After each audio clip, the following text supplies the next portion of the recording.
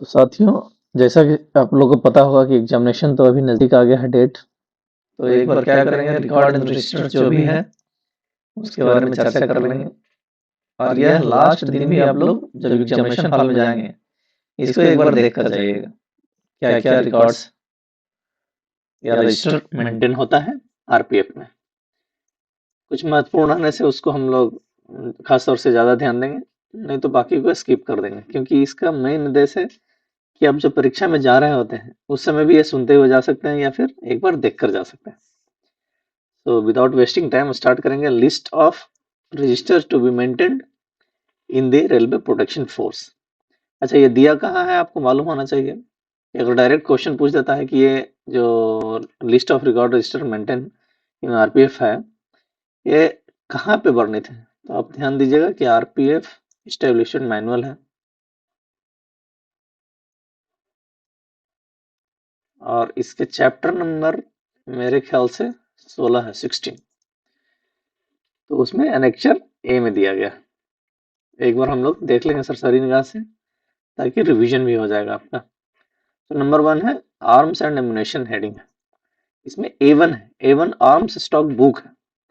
ये क्या होता है, पोस्ट में, रिजर्व कंपनी में एंड ट्रेनिंग सेंटर में ये मेंटेन किया जाएगा। और इसका पीरियडिसिटी क्या है, कितने दिन तक ये रहना है, तो ये 20 साल तक रहेगा डाटा। अभी क्वेश्चन कभी कभी पूछ देता है कि आर्म्स स्टॉक बुक रजिस्टर जो भी है यह कितने साल तक मेंटेन किया जाएगा एक प्रशिक्षण केंद्र में, तो अब 20 साल, या एक पोस्ट में 20 साल, या रिजर्व कंपनी में तो 20 साल। सिमिलरली दूसरा क्वेश्चन जो आपका रजिस्टर है A1A, ये क्या है, Arsenal distinguishing number on arms. तो आर्म्स पे जो आर्सनल नंबर रहता है उसके बारे में चर्चा करता है, उसका पूरा डिटेल्स इसमें रहता है। तो ये कहाँ कहाँ मेंटेन होगा, ये पोस्ट में होगा, रिजर्व कंपनी में होगा, ट्रेनिंग सेंटर में, सेम जैसा कि ऊपर में है। और इसका भी लाइफ जो पीरियडिसिटी है 20 साल के लिए है। नंबर दूसरा, तीसरा नंबर का है A2 रजिस्टर। A2 है क्या, एमुनेशन स्टॉक बुक। ये भी पोस्ट, रिजर्व कंपनी और ट्रेनिंग सेंटर में होगा और पीरियडिसिटी कितना होगा, 20 साल तक। तो आर्म्स से रिलेटेड जो पहला 3 हम लोग रजिस्टर देखे हैं, A1, A1A और A2, ये टोटल 20 साल तक मेंटेन करना पड़ेगा। और एक है A3, ये है daily arms and ammunition issue return register. ये जो आप ट्रेन स्कॉटिंग जाते हैं या कोई भी बंदोबस्त ड्यूटी, वीआईपी ड्यूटी में जाते हैं, तो जो इशू करता है आपका जो टीए संतरी वाला रहते हैं उसको हम लोग ये रजिस्टर बोलते हैं, A3 रजिस्टर बोलते हैं। तो इसका पीरियडिसिटी जो होगा कम हो जाएगा क्योंकि बहुत सारा एंट्री रहता है और वैल्यू उसका कम है।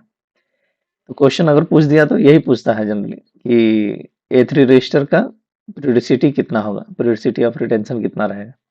तो ये 3 साल। बाकी लोग क्या सोचेगा, आराम से रजिस्टर है ना 20 साल रहेगा, ऐसा नहीं सोच के इसको आप ध्यान देंगे, क्योंकि ये वाला जो है पोस्ट में मेंटेन किया जाएगा, आउटपोस्ट में भी मेंटेन किया जाएगा, रिजर्व कंपनी में भी, ट्रेनिंग सेंटर में तो होगा ही, बाकी को आउटपोस्ट में नहीं करते। तो ये आर्म से रिलेटेड 3-4 रजिस्टर है।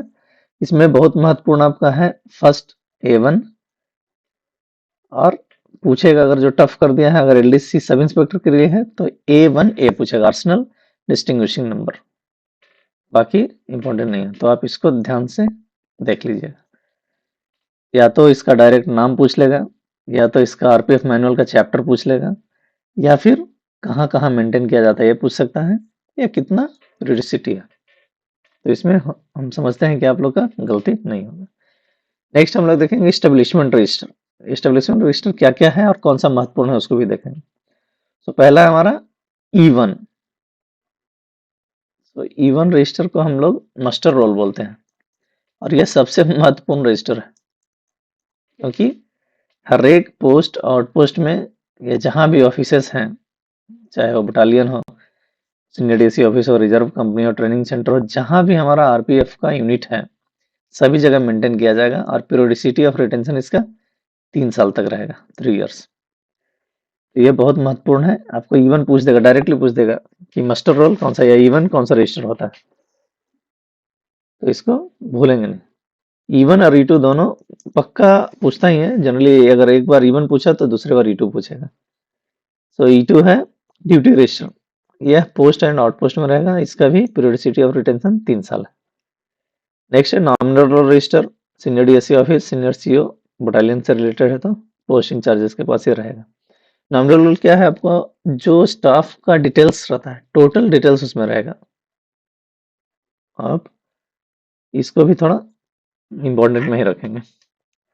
नेक्स्ट है पोस्टिंग रजिस्टर। पोस्टिंग रजिस्टर उतना मायने नहीं रखता है, जिसका जिसका पोस्टिंग उसका बस एंट्री रहेगा, किसका कहाँ कहाँ पोस्टिंग हुआ, कहाँ से आया, 2-3 डिटेल्स इसमें रहता है।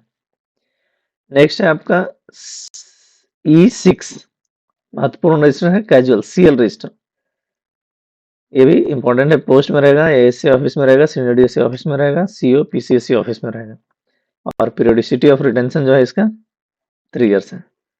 तो सीएल रजिस्टर को भी पूछता है कभी कभी। E6। नेक्स्ट है E7, leave register other than casual leave.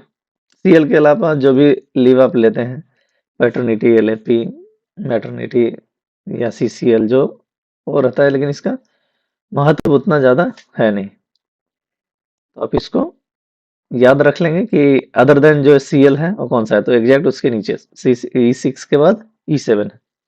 और इसका भी जो मेंटेन करने का है पीरियोडिसिटी है 3 साल के लिए। नेक्स्ट है E7A, ये तो एप्लीकेशन फॉर्म है, छुट्टी का आवेदन है ये, इसका कोई मतलब ही नहीं है, ये लूज सीट रहेगा, आपको ऑफिस में मिल जाएगा। नेक्स्ट है E7B, लीव सर्टिफिकेट। आप पोस्ट में, आउटपोस्ट में, एसी ऑफिस या सीनियर ऑफिस, क्या होता है लीव सर्टिफिकेट, आप जब कभी भी छुट्टी जाएंगे, खासतौर से अदर देन जो ये सीएल है ये वाला, जब कभी भी E7 आप लोग जा रहे हैं तो पक्का लीव सर्टिफिकेट जारी किया जाता है, और उसको कहीं कहीं लीव पासपोर्ट बोलते हैं, लीव पासपोर्ट भी लेकर जाना पड़ता है। तो आप इसका जो सर्टिफिकेट बना के रखता है, आप उसका पक्का ध्यान रखेंगे। समटाइम्स पूछ सकता है, जो खासतौर से बाद में अमेंडेड हुआ है ना E7 EAB, ऐसा वाला कभी कभी पूछता रहता है। नेक्स्ट है E9, रिवार्ड रोल रजिस्टर। अच्छा, रिवार्ड रोल रजिस्टर और एक रिवार्ड रजिस्टर रहेगा, ये दोनों में फर्क है। रिवार्ड वैसा जो कि आपको रिवार्ड ऑलरेडी पोस्ट में या जो आउटपोस्ट में मिल चुका है उसका एंट्री करेंगे। रिवार्ड रोल क्या है, जो हम लोग यहाँ से भेजते हैं। ये दोनों में थोड़ा फर्क है, तो ये दोनों में से कोई ना कोई एक पूछने का चांसेस रहता है, इसको भी महत्वपूर्ण में रखेंगे। और इसका पीरियोडिसिटी ऑफ रिटेंशन जो रहेगा 3 साल तक रहेगा। नेक्स्ट है E11, कैलेंडर ऑफ रिटायरमेंट या सुपरन्यूएशन रजिस्टर।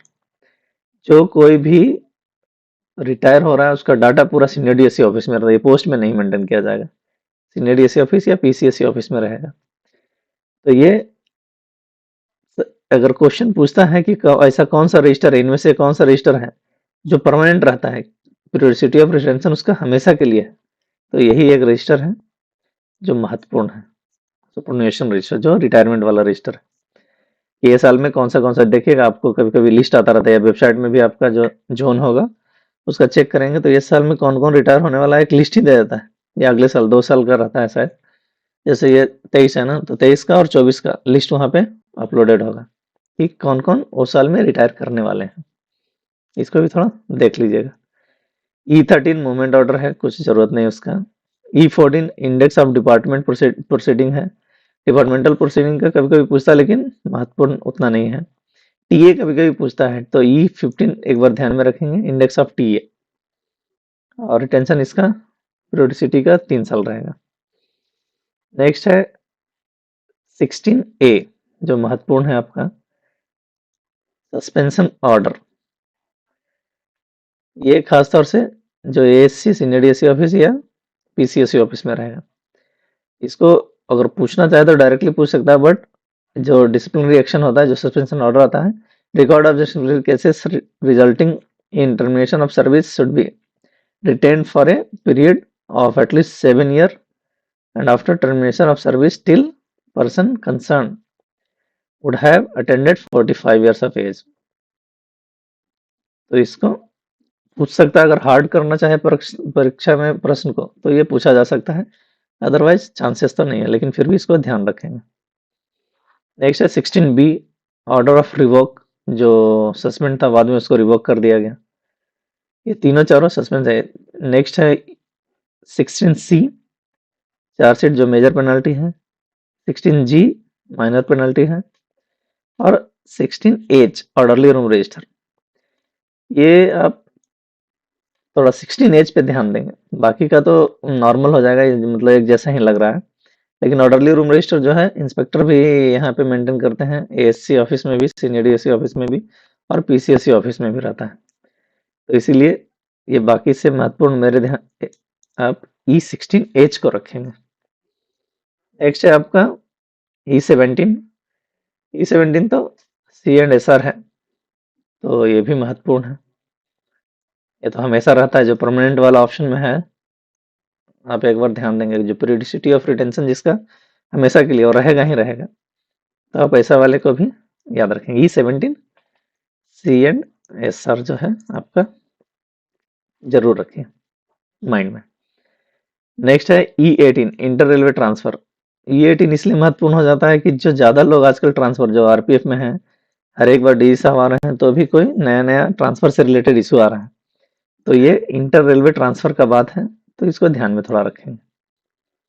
E18 E19 है सेटलमेंट रजिस्टर, जो रिटायर होने वाले हैं वो तो उनके बारे में डाटा इसमें रहता है, वो हमारे ऑफिस जो पीसीएससी ऑफिस है या डिविजनल हेडक्वार्टर है या ट्रेनिंग सेंटर है वहीं मेंटेन किया जाएगा, पोस्टों से रिलेटेड नहीं है। हमको क्या ध्यान देना है, जो ऐसा रजिस्टर हो जो पोस्ट से रिलेटेड हो और हाल फिलहाल में चर्चा में हो, उसको ध्यान में रखेंगे। नेक्स्ट है सीजी अपॉइंटमेंट का रजिस्टर है E20, ये भी कभी कभी पूछता है, आप ध्यान में रखिएगा E20। और नेक्स्ट है E21 रेल सुरक्षा कल्याण निधि RSKN, इसको भी महत्वपूर्ण के दृष्टि से रखिए RSKN को। E21 ये तो PCSC office divisional headquarter training centre में रहेगा, पोस्टों में ये मेंटेन नहीं किया जाता है। E22 है पोस्ट डिप्लॉयमेंट रजिस्टर, ये भी हमारे यहाँ नहीं रहेगा, महत्वपूर्ण भी नहीं है। नेक्स्ट है डेपुटेशन रजिस्टर, डेपुटेशन का डिटेल्स भी पोस्टों में मेंटेन नहीं किया जाता है।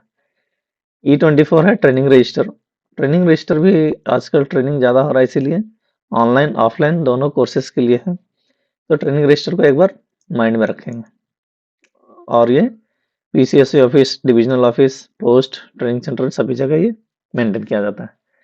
और एक स्टेब्लिशमेंट से रिलेटेड रजिस्टर है E26 RTI, ये वाले को थोड़ा महत्वपूर्ण में RTI महत्वपूर्ण में रख लीजिए, क्योंकि RTI भी बहुत पूछा जा रहा है, खासतौर से ये डीएससी ऑफिस में और पीसीएससी ऑफिस में रहता है, तो आप इसको E26 को भी माइंड में रखेंगे। तो इस्टेब्लिशमेंट से इतना रजिस्टर है, बाकी कुछ जनरल रजिस्टर हैं वो भी देख लेंगे हम लोग। जीवन है, कोई मतलब नहीं इसका याद रखने का, फिर भी आप ध्यान में रखिएगा कि जो प्रेजेंट स्टेट ऑफ जो आपका स्टाफ का स्ट्रेंथ है, टोटल डिटेल्स उसमें रहता है, पोस्ट में मेंटेन किया जाएगा, रिजर्व कंपनी में मेंटेन किया जाएगा, ट्रेनिंग सेंटर में किया जाएगा, ASC office, senior DSC office और पीसीएससी ऑफिस में किया जाएगा। एंड पीरियोडिसिटी ऑफ रिटेंशन जो है वो 3 साल है, 3 साल तक आप इसको मेंटेन करेंगे। और G2 बहुत महत्वपूर्ण है, रोज नामचा या डेली डायरी जिसको बोलते हैं, इसको आप ध्यान में रख लेंगे कि जो डेली डायरी है वह कौन सा रजिस्टर बोलते हैं, तो G2 बोलते हैं उसको। और ये मेंटेन कहाँ कहाँ पे होता है, तो आउटपोस्ट में, पोस्ट में या रिजर्व कंपनी में या ट्रेनिंग सेंटर में होता है। या अगर क्वेश्चन पूछना चाहे तो ऐसा पूछ सकता है कि इनमें से, निम्नलिखित में से कौन सा ऐसा रजिस्टर है जो डिविजनल हेडक्वार्टर में या पीसीएससी हेडक्वार्टर में नहीं पूछा जाता है, नहीं मेंटेन किया जाता है, तो आप इसको रोज नामचा पे टिक करेंगे, वो G2 रहेगा ऑप्शन में। G3 है इनवर्ट रिसिप्ट और डिस्पोजल रजिस्टर, कोई मतलब नहीं है उसका। G4 मतलब है, बहुत ही इंपॉर्टेंट है, ये कॉन्फिडेंशियल रजिस्टर है, इसमें खास तौर से देख लीजिए, परमानेंट भी रहेगा। खास तौर से इसमें यह है क्या, एक्सेस ओनली इंस्पेक्टर को है, उस पोस्ट के जो भी इंस्पेक्टर हैं वही सिर्फ उसमें लिख सकते हैं, पोस्ट से रिलेटेड जो 7-8 पॉइंट है वो पॉइंट को भी ध्यान में रखेंगे, कभी कभी पूछता है, तो G4 महत्वपूर्ण रख लीजिए, कॉन्फिडेंशियल रजिस्टर, और ये post ASC office, senior DSC office में मेंटेन किया जाएगा। और इसका जो पीरियोडिसिटी ऑफ रिटेंशन है वो लाइफ टाइम मतलब परमानेंट है, हमेशा के लिए, तो ये G4 थोड़ा महत्वपूर्ण है। G6 इंस्पेक्शन रजिस्टर है, कोई मतलब नहीं उसका। G7 डिफॉल्ट रजिस्टर कभी कभी पूछा है। G8 register for quarter in occupation of RPF, not record, खाली आप ध्यान एक बार जस्ट जाने समय नजर दौड़ा लीजिएगा, बस हो जाएगा। नेक्स्ट है G9, इंस्पेक्टर बिकली डायरी, कोई मतलब नहीं है इसको, इंस्पेक्टर का बिकली डायरी से आपका कोई संबंध नहीं। नेक्स्ट है G10, visitor register for store and workshop, ये वर्कशॉप में मेंटेन किया जाने वाला रजिस्टर है, तो कभी कभी पूछा जा सकता है। तो G10 और G11 पूछा जा सकता है, जो ग्रीवांसेस रजिस्टर है, अभी हर एक पोस्ट में भी मेंटेन हो रहा है, तो ये G11 को थोड़ा ध्यान में रखेंगे। G12 officer night check register है। G3 maintenance register for modern gadget है। अगर मॉडर्न गैजेट से रिलेटेड, चूंकि आजकल टेक्नोलॉजी बढ़ रहा है, तो एक बार इसको भी G13 को भी रखेंगे याद, कि जो मॉडर्न गैजेट पोस्ट में आपका या ट्रेनिंग सेंटर में मॉडर्न गैजेट है, उसका रिकॉर्ड रजिस्टर मेंटेन किया जाता है, इनमें से कौन सा रजिस्टर है। ऑप्शन दे देगा G12, G13, G14, G15, तो आपको G13 याद रखना है। या इसका पीरियोडिसिटी कितना है रिटेंशन, तो 5 साल तक रहेगा। G14 है personal performance of subordinate officer, ये थोड़ा इंपॉर्टेंट है, इसको भी आप माइंड में रखेंगे। G14 ये केवल और केवल पोस्ट में मेंटेन किया जाता है, कि जो आपके पास में ASI है या SI है, उसका परफॉर्मेंस उसमें लिखा जाएगा, कितना केस बनाए, क्या नाइट से क्या ड्यूटी उनका है। और G15 महत्वपूर्ण हो जाता है, क्योंकि क्रिटिकल इंसिडेंट रिकॉर्ड है, ये पोस्ट में ही केवल मेंटेन होगा, और वो भी इंस्पेक्टर मेंटेन करेंगे इसको। और पीरियोडिसिटी ऑफ रिटेंशन जो है वो 5 इयर्स है। नेक्स्ट है G16 post information at a glance, उतना महत्वपूर्ण नहीं है।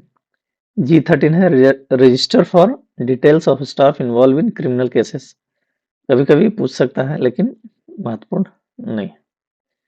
और कुछ रजिस्टर हैं स्टोर से related, S1, S2, S3, S4।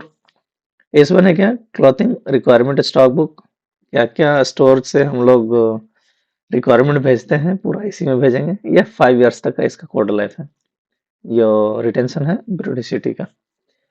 S2 है इंडिविजुअल यूनिफॉर्म डिटेल रजिस्टर, ये पूरा डिवीजन से ऊपर, डिवीजन एंड ट्रेनिंग सेंटर में या PCSC ऑफिस में मेंटेन किया जाएगा, रिजर्व कंपनी में भी किया जाता है।